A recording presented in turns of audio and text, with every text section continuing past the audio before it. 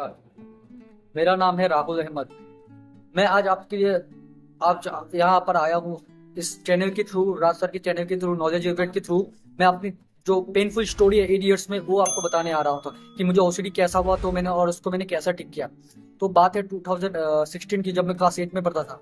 मेरे को सबसे पहले थॉट्स आया था जब मैं टीवीज में वीडियोस वगैरह देख रहा था, तो उसमें वेल नाइस फैंटास्टिक का एक वर्ड्स था तब वीडियोस में, टीवी में। तो वो चीज क्या हुआ, मेरे माइंड में रिपीट होने लगी बार बार। तो उसी चीज को मैं कंपल्शन करते जा रहा था, क्योंकि मुझे समझ में नहीं आ रहा था कि कंपल्शन क्या है, ओसीडी क्या है। तो 8 साल तक वही चीज चलते रहा, और 8 साल में मैं आपको बताऊं मैंने कितना दर्दनाक सारा मूवमेंट फेस किया है। कि सिर्फ ओसीडी सिर्फ कंपल्शन और इंट्रूसिव थॉट्स की बीमारी नहीं है।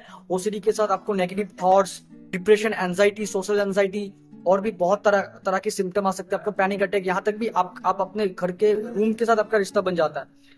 ये आपको बाहर निकलने से डर लगता है। हर चीज पे आपको सिर्फ नेगेटिव थॉट्स, इमोशनल इम्बैलेंस, इतना इमोशनल आपका इम्बैलेंस होगा कि आप लोगों की बात, थोड़ी बात जो कि आप उस तरह का नहीं है, फिर भी आपको लगेगा आपके नेगेटिव थॉट्स आपको उस तरह के ला के देंगे जिसके अंदर आप फंसते जाओगे। और वो जितना थॉट्स फंसते जाओगे उतना आपका स्ट्रेस बढ़ते रहेगा और इतना आप कमजोर होते रहेंगे फिजिकली। तो मुझे लगता है कि लोग नॉर्मली फिजिकल हेल्थ से ज्यादा इंपॉर्टेंट है मेंटल हेल्थ, क्योंकि मेंटल हेल्थ सबसे बड़ा प्रॉपर्टी है। मैं ये कहूंगा कि आप फिजिकल हेल्थ से ज्यादा मेंटल हेल्थ को ज्यादा इंपॉर्टेंट दीजिए।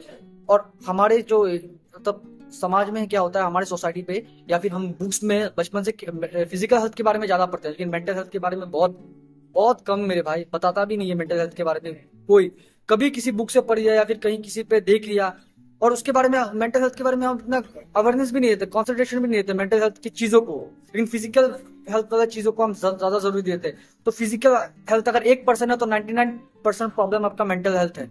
सबसे ज्यादा जरूरी चीज आपको मेंटल हेल्थ ठीक करना चाहिए। तो मैं राज सर को मैं थैंक यू कहना चाहूंगा कि मेरे को मौका दिया कि मैं नॉलेज लिबरेट चैनल पे अपना स्टोरी बता सकता हूँ। इसलिए मैं आप लोगों को बता रहा हूँ नॉलेज लिबरेट चैनल के थ्रू कि मैंने इसको कैसा ठीक किया। तो सबसे पहले 2022 में मुझे पैनिक अटैक वगैरह बहुत आने लगे थे। मैं बहुत सीवियर स्टेट में पहुंच गया था। ओसीडी के उन अंतिम सीढ़ी में पहुंच गया था जहां से बचना बहुत मुश्किल था। वहां से मेरा नीचे आना बहुत मुश्किल था अगर मुझे नॉलेज लिबरेट चैनल के बारे में और नॉलेज नहीं मिलती। लेकिन मेरा किस्मत मेरा काम कर गया, मुझे नॉलेज लिबरेट चैनल यूट्यूब में मिला। और नॉलेज लिबरेट चैनल से मैंने एक्ट थेरेपी, ERP, CBT सीखा और मैंने उसको अपने लाइफ में प्रैक्टिकली यूज किया। और जितना ये सब इम्बैलेंस, अपनी मेंटल हेल्थ के बारे में जितना नॉलेज है उस सब मैंने क्रिएट किया कि मेंटल हेल्थ कैसा काम करता है, थॉट्स कैसा काम करता है। और मैंने गौतम बुद्ध को फॉलो किया। गौतम बुद्ध से बहुत कुछ मेरे को सीखने को मिला, गौतम बुद्ध को फॉलो करके, तो कि थॉट्स हमें किस तरह परेशान कर सकते हैं। और गौतम बुद्ध से मैंने ये सीखा कि पीसफुल कैसा जी सकते हैं लोग। और गौतम बुद्ध से मुझे ये पता चला कि मेंटल हेल्थ कितना इंपॉर्टेंट है। जिंदगी की हर मोड़ पे मेंटल हेल्थ आपको कितना इंपॉर्टेंट है आपका। तो धीरे धीरे क्या हुआ, जब मैं रिकवरी स्टेट में एक्ट थेरेपी, ERP करने लगा, तो उसके बाद मुझे धीरे धीरे गौतम बुद्ध, ओशो की कुछ ट्रिक्स, कुछ बातें और माइंडफुलनेस मेडिटेशन में करने लगा, तो गौतम बुद्ध को फॉलो करके। तो मेडिटेशन करने से एक चीज मेरे को बहुत हेल्प हुआ कि मैं प्रेजेंट में जीने लगा। प्रेजेंट और जिंदगी का असली मजा, आपको लाइफ क्या है आपको कब पता चलेगा, पता है जब आप प्रेजेंट में जीते हैं। वो कहते हैं ना, किसी बुक्स में मैंने पढ़ा था या फिर कहीं पर वीडियोस में मैंने देखा था कि जो होगा अच्छे के लिए होगा। आपको मालूम है ना, तो वही चीज प्रेजेंट को बताती है। उसी का एग्जांपल प्रेजेंट है कि अगर प्रेजेंट में रहेंगे तो आपको किसी चीज का स्ट्रेस नहीं होगा। आप कुछ भी चीज एक्शन, प्रेजेंट का मतलब कि आप एक्शन ले सकते हैं। वही बात है कि माइंडफुलनेस भी बहुत जरूरी है। जो होगा अच्छे के लिए होगा, वो वर्ड में बहुत गहराई है, उसको समझना पड़ेगा आपको। और समझने के लिए आपको सबसे पहले आपको अपना मेंटल हेल्थ के बारे में, ओसीडी के बारे में जानना होगा। मैंने तो एक्ट थेरेपी किया, सबसे पहले स्टेप की मैंने जो इंपॉर्टेंट चीजें है एक्ट थेरेपी से वो करने लगा और अपनी एंजाइटी को फेस करने लगा। और एंजाइटी के बारे में मैं समझा, एंजाइटी भी एक डर का पार्ट है, और डर एक नेगेटिव इमेजिनेशन है जिससे हम डरते हैं। बहुत तरह की डर हो सकता है, लेकिन डर का एक पार्ट है एंजाइटी। जो आप कंपल्शन करते हैं ना, नहीं करने से आपको डर लगता है, या फिर आप कहीं भीड़ में जाते हैं तो आपको लगता है कि आप किसी को चाकू ना मार दें, तो वही एक पार्ट है एंजाइटी, एक डर का एक पार्ट है।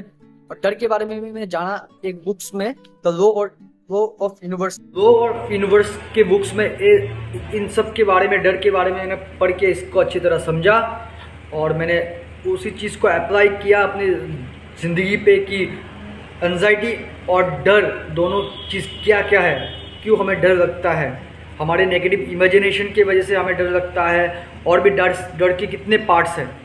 तो जब मैंने उनको समझा, अपने ओसीडी के बारे में समझा, एंजाइटी के बारे में समझा, अपने प्रॉब्लम के बारे में समझा, राज सर के वीडियो के थ्रू और बुक्स के द्वारा जब मैं इन चीज़ों को अच्छी तरह समझ गया, मैंने अपनी ज़िंदगी में उसको प्रैक्टिकल करने की कोशिश किया और आज मैं यहाँ हूँ। तो क्रेडिट राज सर को भी जाता है, मेरे डॉक्टर्स, साइकोलॉजिस्ट और जो महान लोग जिनके वजह से मुझे इतने सारे ज्ञान मिले हो, गौतम बुद्धा, उनको भी मैं नमन करता हूँ। Thank you. आप सब भी ठीक हो सकते हैं, हिम्मत मत हारिए।